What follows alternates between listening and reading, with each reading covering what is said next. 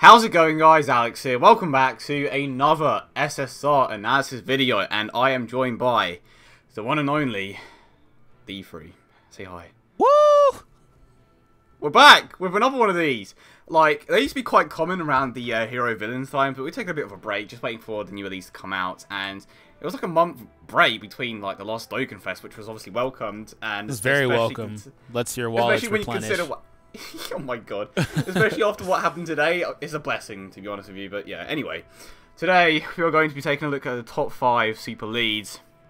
And a controversial topic, so to speak. But I think we've come to a conclusion. Obviously, you're not going to agree with every single decision. But I feel like this is probably the best order. So, obviously going to go from number 5 to number 1. And in the number 5 spot, we have your boy Super Saiyan 3 Goku, and to be honest, I was always quite fond of him, and one of the reasons why is because he had a unique passive, and I did like how they tried to add something different to this particular card, but it just didn't exactly work out in a way that I feel like they wanted it to, because the majority of the time, like, by the way, there's a cap on how many rainbow orbs you can get 5 in total, and trying to get that is essentially impossible, but even getting the, like, 2 or 3 is just giving him, like, what, 40-60% on top of his 120% attack boost, which is still incredibly insane.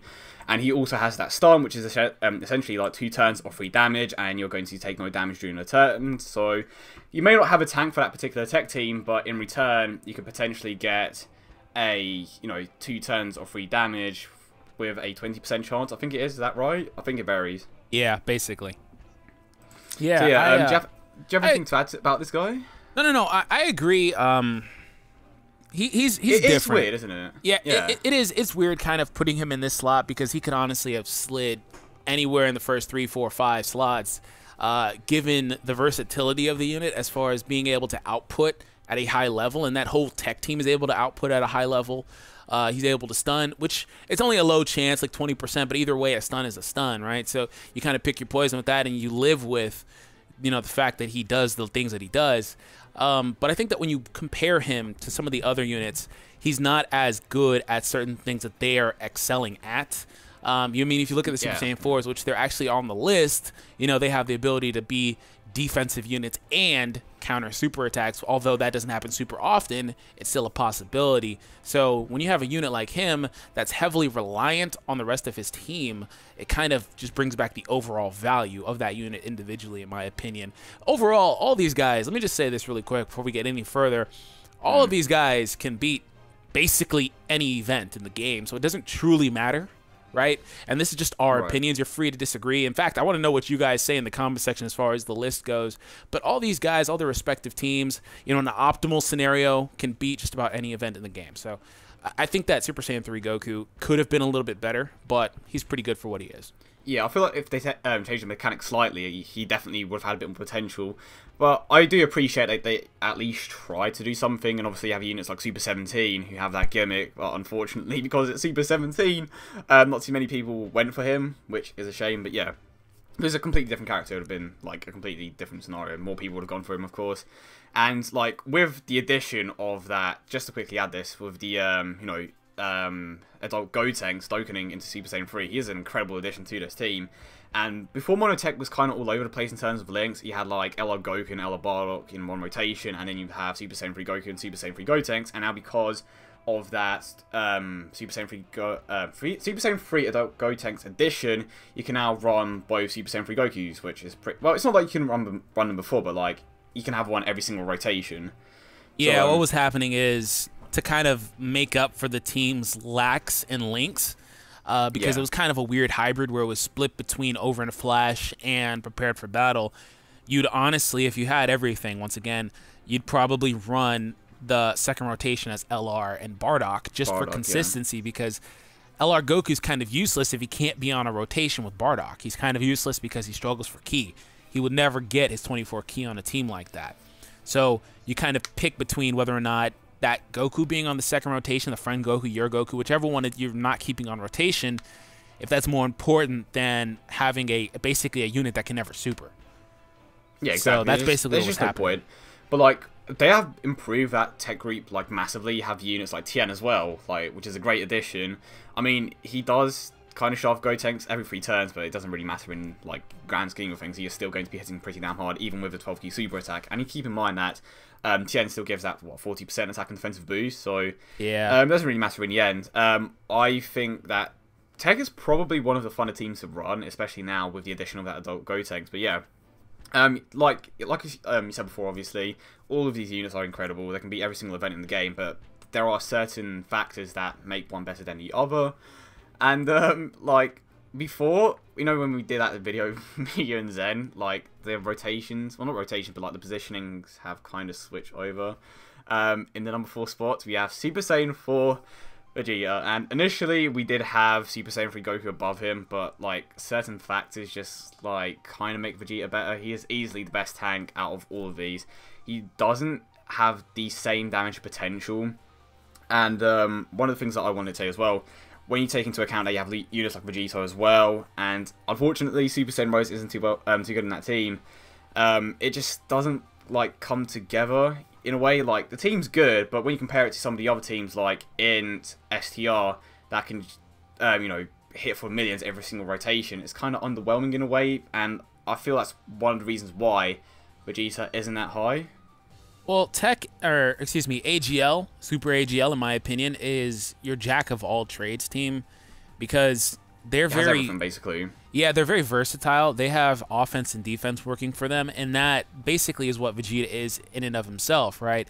Some of these guys have defensive value, Gogeta with his lowering attack and stuff, Goku getting his defense stacks, but Vegeta innately has those things going for him. He has a unit on his team that also fits that bill too, in Super Vegito, who can counter and tank with the best of them for normal attacks, and that's basically what that team is. I mean, they have some really good support there, but they're not going to output damage at the same rate. So you choose... Yeah, like comparison to the others. Yeah, exactly. So you choose what you prefer to run as the player based on your certain scenario, because, you know, you have the realization that, you know, Vegeta, albeit he has some good support units, like that new Bardock is good, he doesn't have a supporting buddy like Goku has, the Super Saiyan 3 one, because people look at the links and say, oh, he has all these same links, Saiyan Roar, Fierce Battle, you know, Kamehameha, everything that the Super Saiyan 4 Goku shares, and it's like, well, he has that and a 33% passive, so it's like, Vegeta has a couple guys on his team that are pretty good, but like, he can't match that, and he can't match any team. So honestly, if you start to look at these heroes leads versus the villain leads, they're kind of like contrast to each other, you know, a little bit, because Vegeta, you could say, it's very easy to say that he's very similar to Cooler, because they basically have the same passive aside from Cooler's ability to additional attack. Right? Yeah, but I think that, you know, Gotenks, who's on this list, of course, is closer to Kid Buu, because they fill similar needs and they have similar passives. And then Vegeta is honestly, in my opinion, really close to a unit like Super 17, who is just a jack of all trades. Hits pretty decently, doesn't match the output of some of the other guys, and also can tank really well. And I think that's what you get with Vegeta and his team, and the ability to counter the super attacks does factor in too. And one thing that we haven't mentioned yet is the free potential system path. Yeah, I was about to bring that up. Yeah, like, that makes a massive difference. Obviously, we will go over this particular unit in a few moments, but you take a look at Gogeta, he has dodge, which is like not necessarily that great, but having that ability on a unit, like you said, like you're the one that said this, having that ability on a unit like Super Saiyan 3 Goku, who doesn't have tanking capabilities, would have made a bit of a difference, right? Yeah, it would have been. It wouldn't be as good as a crit, because a crit's basically gonna almost always be the best ability choice in the game.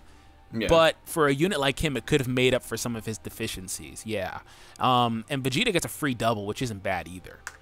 It's not bad. Like, before I kind of preferred additionals, like, I don't know, like, crits at the time just didn't exactly seem as necessary, but as you go along, you realize, okay, so when this ability actually goes off, it goes off. It's not like, is it going to be like a soft crit or something? Whereas with additionals, like, is it just going to be a normal attack, or is it going to be a double super attack? So yeah, let me say really quick, since you brought up Gogeta.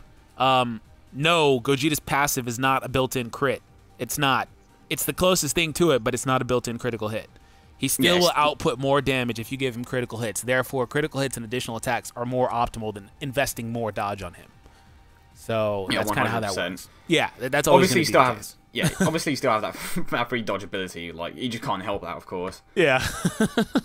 He's guaranteed to have a 5 dodge, no matter what you do. That full crit. I I mean, Dodge rather. Like, to be fair, when it happens, it's pretty cool, I suppose. Yeah, and with the lowering of the attack. So who's next on our list, actually? Oh, boy. The guy that got the biggest Zenkai boost of 2017. It's your boy God Tanks. Oh, my God. The new God Tanks, yes. What a massive change. Like, this guy went from, like, oh, 12 key super attack, you lose your health, to, like, a 12 key multiplier of 150%. His 12 key super attack now gets, like, a, what, 50% boost. You no longer lose health. Yeah, and his passive also went from 30% additionally to 60%. Oh, so he got such a big boost. They were like, oh, people are mad about this. Let's fix him. Let's not only fix him, let's make him super OP. Jesus Christ. Well, I'm actually curious, like, if he was the way that he, like, if they kept him the same way, like, if they didn't buff him, he'd be number 5 on this list. Yeah, like, like, that buff made a massive difference. Yeah, he'd be number 5 easily. There's still, like, I was telling before the video, I was like, there's actually a legitimate case to put him at number 5 anyway, but he'd be number 5 indefinitely. Yeah, because, like, the fact that he loses that defense, I know, kind of puts a few people off. Oh, yeah. So, as we were saying before I got called mid-video, yeah, so the defensive down, like, as I was saying, with enough ability system buffs, I kind of feel like it makes up for that, like, cancels it out in a way. And keep in mind that after 7 turns it does go away, but because of how hard he hits, I doubt that it even, like, goes away, you know? So, by the time that it goes away, basically, you most likely have beaten it, you know, the event by that point, so it doesn't really matter too much, but, you know, it kind of does factor in, and again, talking about the free abilities as well, his free ability is additional attack, and if you take a look at the tech type, his free ability was crit, and that, again, would have made a massive difference. I feel like it would have solidified his place in number 3 a bit more strongly if it was crit over additional attack. Do you agree with that? Yeah, I agree with that. I think additionals are good on units like him with multiple attacks. And the fact that he hits hard as well. But and they all hit hard, too. They're all hitting immense, so that's good. It's not a bad thing he gets it, but I feel like just on generic damage dealers, which, you know, is something that a unit like even Super Saiyan 3, who we kind of shafted, he benefits from having that, and a guy like Super Saiyan 4 Goku, they benefit from having that free critical hit so much. Not to say that you can't invest whatever you want into these units if you get duplicates. We're not going to talk about that because that's always going to be the case. It's just free outright path. So yeah, exactly. It would have been probably better had he had that, though. Yeah, the free pass, like, I feel like, and again, we're obviously going to go over this in a few moments when we talk about number 2 and number 1 spot, which is probably going to be the most debated one. But overall, Gotenks is a great unit. He does hit hard. He does kind of lose that defensive boost. But there is one unit that can save us all, and it's your boy Physical Piccolo. Yes, Physical Piccolo. I've said it. I said Piccolo. It. I was like, bro, Physical Piccolo may have a better passive than LR Piccolo. It's like, it sounds so funny, but it's true. Go watch his video, and he talks about it. go watch that video. It is the truest thing ever. It sounds like such a troll statement, but like I have to do the numbers, 70%? But it may be true. 70%, bro. And on a double Super Saiyan 3 Gotenks lead, like, so come on. Extra 120, 70s, and if you have potential system, that stat is higher. That may be better than that 5,000 to all allies. That doesn't mean he himself will tank as well, because Piccolo gets like 15,000 himself, and then the leader's skill, and like, so he's not going to be as good as him, but just ally-wise, maybe. I don't know. Oh, God. It's definitely funny. Okay, so your boy Physical Piccolo, Rebirth, is going to come save your Super Saiyan 3 Gotenks. But anyway, in the number 2 spot, we have your boy STR Super Saiyan 4 Goku. And everyone's probably like, wait, why him? He's like super OP, free ability crit, and he hits like a madman. He has Super Saiyan 3 GT. But I think we literally went over this in, like, before we started recording, but in that specific race that we did, the fact that you couldn't get any crits at all just basically showed what his main weakness is. It's not like it's a bad thing anyway. Obviously, he can still hit super hard when he's up a Super Saiyan 3 GT. But, like, in terms of, like, clearing events where he has a type disadvantage, he is at a bit of a disadvantage when you are comparing him to someone like Gogeta, right?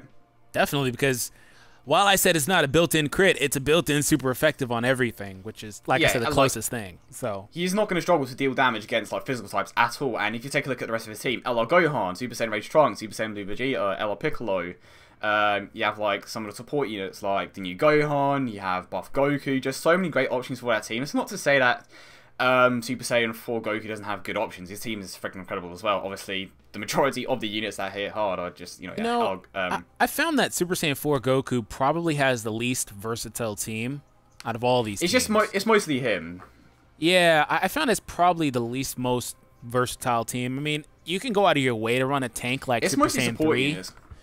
Yeah, it's just him in support units, really. I think that's one of the reasons why they me personally, that's one of the reasons why I kind of find it stale to run, because it's just him, it's him carrying all the load, and I feel like Tech. We talked about Tech. They're really good, really versatile now. A lot of good units on that team with some of the changes they've got with Tien and the Super Saiyan 3 Adult Gotenks. That's not live yet, but will be eventually. AGL, we talked about how they're a jack of all trades. Physical with Vegito Blue. Gotenks with the supports that they have. I think that they're really good too. And Intelligence with Intelligence Vegeta, LR Gohan if you have him, Intelligence Rage Trunks, who's really good in of himself. He gets a lot of hate because he's used as a support unit for Gohan, but he himself is really good. And then Gogeta himself can do basically everything. So it's like he probably has the most bland team out of all of them. That's not a bad thing. It's just like they only do one thing. It's just him. It's essentially a one-man army, right? Yeah, they only do one thing. I mean, I'm trying to think who else would he have on his team. He has Gogeta STR, which is great. Yeah. I have to look at my unit grid, my unit Super list. Saiyan 2 Gohan. Super Saiyan 2 Gohan's okay. Yeah, he's okay. He has GT Trunks, who's okay. I mean, it's just him and Gogeta. It's like the team that you made. It was literally just made up of support units, so you just buff Super Saiyan 4 Goku. It's literally just to buff this guy as much as you can. If you get Chris, event done, right? Basically, yeah. And when you have two, it's not even a problem. And obviously Gogeta is in the #1 spot, and like I said before, if his free ability was something else, it would have made the argument a bit stronger. But keep in mind that whilst he's very similar to the STR type, he does now lower attack and defense, which is a great addition, and it was a big surprise to me because they don't tend to give super type units lowering attack. They just tend to give them lowering defense, which is completely useless, to be honest. But lowering attack is great, especially for that team. Like, when you have the units like LR Piccolo who are already good to defend, and of course you have Vegeta with that debuff as well, it just works well, especially against extreme type events, of course.